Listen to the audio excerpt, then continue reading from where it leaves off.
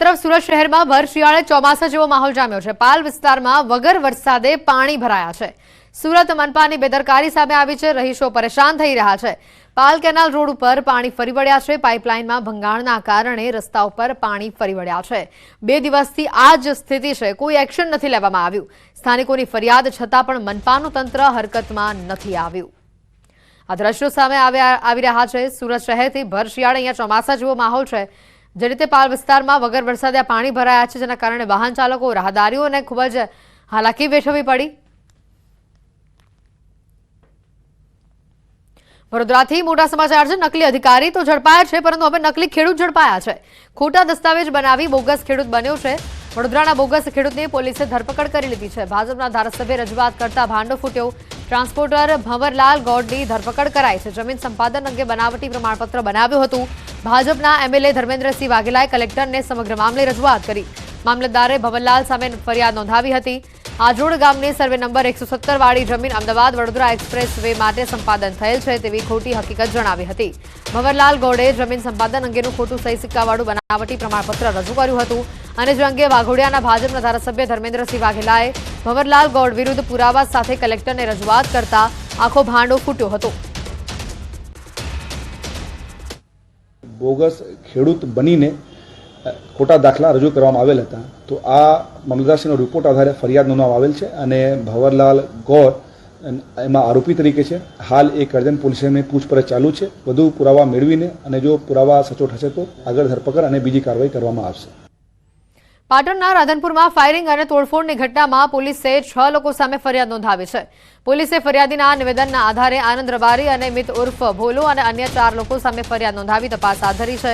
સમગ્ર ઘટના પૈસાની લેતી દેતીના કારણે બની હોવાનું પોલીસ તપાસમાં સામે આવ્યું છે, જેમાં રિટાયર્ડ જેલર કરસનભાઈના પુત્ર રમેશ અને પ્રકાશ બંને ભાઈઓએ આરોપીઓ પાસેથી પૈસા ઉછીના લીધા હતા અને જે પરત ન કરતા આરોપીઓએ ફરિયાદીના ઘરમાં ઘૂસી અને 2 રાઉન્ડ ફાયરિંગ કરી કારના કાચ તોડી નાખ્યા હતા। એલસીબી, એસઓજી અને લોકલ પોલીસ ટીમે તપાસનો ધમધમાટ શરૂ કર્યો છે। હાલમાં અલગ અલગ ટીમો એલસીબી, એસઓજી અને લોકલ પોલીસની ટીમો બનાવી અને આરોપીઓને પકડી પાડવાની તજવીજ ચાલુમાં છે। જેમાં નામજોગ 2 આરોપીઓમાં એક આનંદ અમૃત રબારી અને બીજો છે મિત ઉર્ફે બોલો રબારી અને બાકીના જે 4 ઇસમો છે એ અજાણ્યા છે। પાલનપુરની બ્રાન્ચ શાળા નંબર 1 માં રસોઈ બનાવતા સમયે કુકર ફાટવાની ઘટના સામે આવી છે। બાળકો માટે મધ્યાહન ભોજનની રસોઈ બનાવતી વખતે આ ઘટના બની। કુકર ફાટતા 2 લોકો ઇજાગ્રસ્ત થયા હતા, જેઓને હોસ્પિટલમાં ખસેડવામાં આવ્યા છે।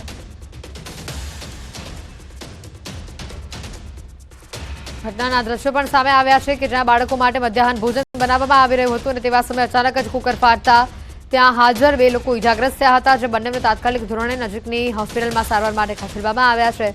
પરંતુ આ ઘટના બનતા શિક્ષકો સહિત બાળકોમાં પણ ડરનો માહોલ ફેલાયો હતો। મધ્યાહન ભોજન બનાવતી વખતે કુકર ફાટ્યું હતું।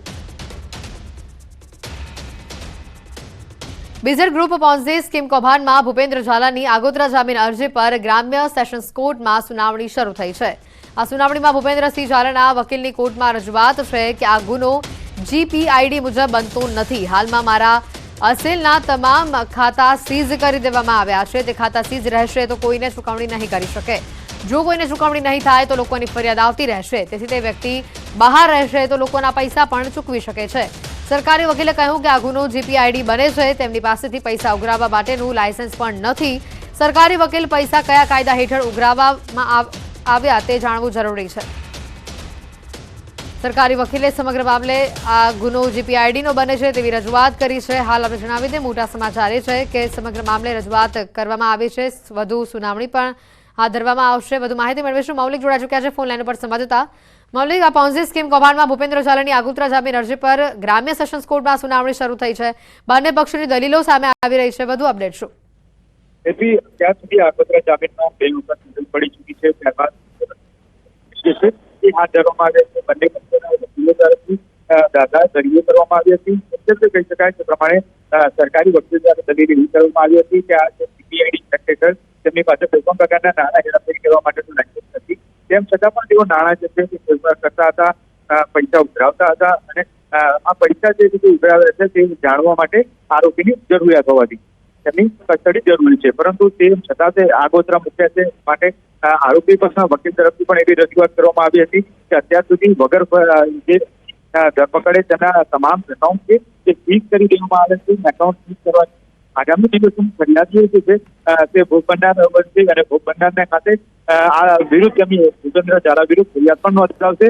એટલે ક્યાંક ને ક્યાંક પૈસા પરત કેવો નહીં આપી શકે, નાદારી નોંધાવી પડે તે પ્રકારની સ્થિતિ આવી ચૂકી છે. તેથી આ તમામ દલીલો જે છે હાલ પૂર્ણ રાખવામાં આવી છે. લગભગ 1 કલાકની આસપાસ હવે સમય રહ્યો છે અને 1 કલાક બાદ કોર્ટ જે છે તે પોતાનો ફેસલો સંભળાવશે કે આગોતરા જામીન આપવા કે કેમ. બિલકુલ મૌલિક, આભાર માહિતી બદલ. તો મોટા સમાચાર છે. આ ગુનો જીપીઆઈડીનો બનતો હોવાની વાત સરકારી વકીલ કરી રહ્યા છે, તો બીજી બાજુ ભૂપેન્દ્ર ઝાલાના વકીલ આ ગુનો જીપીઆઈડીનો નથી બનતો તેવી વાત જણાવી રહ્યા છે. હવે 1 કલાકનો સમય છે લગભગ, અને આ કલાક બાદ ખબર પડશે કે તેઓને આગળ જામીન અરજી તેઓની મંજૂર થાય છે કે કેમ. જામકંડોળાના સનાળા ગામે ખેતમજૂરી કરતા શ્રમિક પરિવારના સભ્યોએ ઝેરી દવા ગટગટાવી મોતને વહાલું કર્યું છે. પતિએ પત્નીને કામ બાબતે સામાન્ય ઠપકો આપતા પત્નીએ સંતાનો સાથે ઝેરી દવા પીતા ત્રણેયના મોત થયા છે. પરિવારના અન્ય સભ્યો કામ પરથી પરત આવતા રૂમનો દરવાજો ખખડાવ્યો હતો, પરંતુ સામેથી દરવાજો ન ખોલતા દરવાજો તોડી ઘરમાં પ્રવેશ કર્યો. પ્રવેશ કરતા જ ઘરમાં ત્રણેય સભ્યોના મોત થયું હોવાનું જાણવા મળ્યું. મૃતક મહિલા 36 વર્ષની છે, જેમણે તેમની 5 વર્ષીય અને 6 વર્ષીય દીકરીઓ સાથે ઝેરી દવા ગટગટાવતા મોત નીપજ્યું છે. પોલીસે આ મામલે આગળની તપાસ હાથ ધરી છે. મોટા સમાચાર આવી રહ્યા છે. જે રીતે 3 લોકોના આપઘાતના સમાચાર આવી રહ્યા છે. પતિએ પત્નીને સામાન્ય બાબતે ઠપકો આપતા પત્નીએ ઝેરી દવા ગટગટાવી અને તેની સાથે 2 બાળકીઓને પણ ઝેરી દવા પીવડાવી. 6 વર્ષની અને 5 વર્ષની બાળકીને ઝેરી દવા પીવડાવી, જેના કારણે 3 લોકોનું મોત થયું છે. પરિવારના અન્ય સભ્યો કામ પરથી પરત આવતા રૂમનો દરવાજો ખખડાવ્યો હતો, પરંતુ સામેથી દરવાજો ન ખોલાતા દરવાજો તોડી ઘરમાં પ્રવેશ કર્યો. પ્રવેશ કરતા જ ઘરમાં 3 સભ્યોના મોત થયા હોવાનું જાણવા મળ્યું. મૃતક મહિલા 36 વર્ષની છે, જેમણે તેમની 5 વર્ષીય અને 6 વર્ષીય દીકરીઓ સાથે ઝેરી દવા ગટગટાવતા તેઓનું મોત થયું છે. પોલીસે આ મામલે આગળની તપાસ હાથ ધરી છે. વધુ માહિતી મેળવીશું. ફોનલાઈન પર સંવાદદાતા મુનાફ જોડાઈ ચૂક્યા છે. મુનાફ, જે રીતની આ ઘટના સામે આવી છે, શું ખરેખર પતિ દ્વારા સામાન્ય ઠપકો આપવામાં આવતો હતો કે પછી પતિના ત્રાસથી આપઘાત કર્યો હોવાનું સામે આવ્યું છે?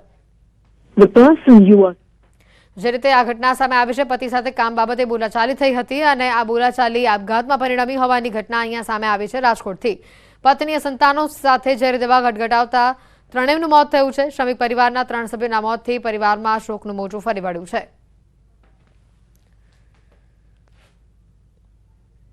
વડોદરાના શિનોર કોર્ટનું બાર એસોસિએશન લડી લેવાના મૂડમાં છે. વકીલોએ પક્ષકારો અને બહારથી આવતા વકીલોને કોર્ટમાં જતા અટકાવ્યા હતા.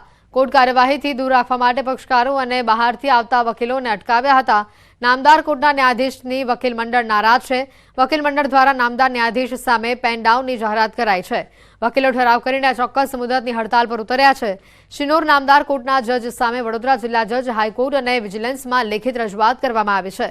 શિનોર કોર્ટની બહાર પોલીસો ચુસ્ત બંદોબસ્ત ગોઠવાયો હતો.